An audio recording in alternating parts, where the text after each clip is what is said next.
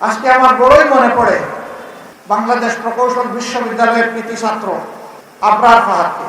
এই ফেনী নদী নিয়ে দুটি কথা বলেছিল, এই জন্য তাকে জীবন দিতে হয়েছে।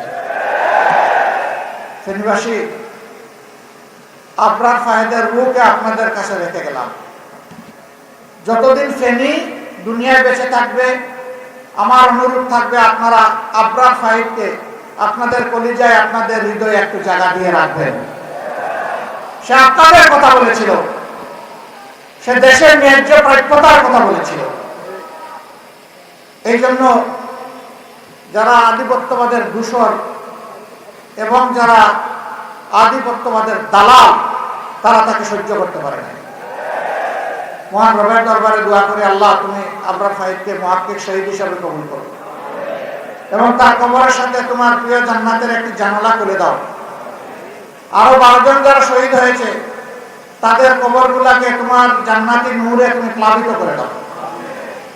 তাদের কবরগুলার সাথেও জান্নাতের দরজা জানালা খুলে দাও। তাদের সকলের আপনজনের অন্তরে তুমি প্রশান্তি নাজিল করো। আমরা যেন আজীবন তাদের প্রতি কৃতজ্ঞ থাকি, শ্রদ্ধার সাথে তাদেরকে অন্তরে ধারণ করতে পারি। আমাদেরকে শক্তি দাও। সম্মানিত ভাইয়েরা, এখানে লালপুলে ওভারপাস হওয়া দরকার, এটা বড় কোনো দাবি না। ফেনীতে একসময় একটা বেসরকারি মেডিকেল কলেজ ছিল, সম্ভবত পরে এটা বন্ধ হয়ে গিয়েছে, আবার চালু হয়েছে কিনা আমি জানি না।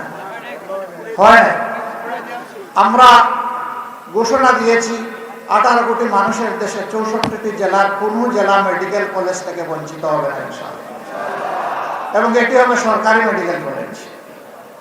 অলরেডি 33টা জেলায় আছে, বাকি 31টা জেলা বাকি আছে।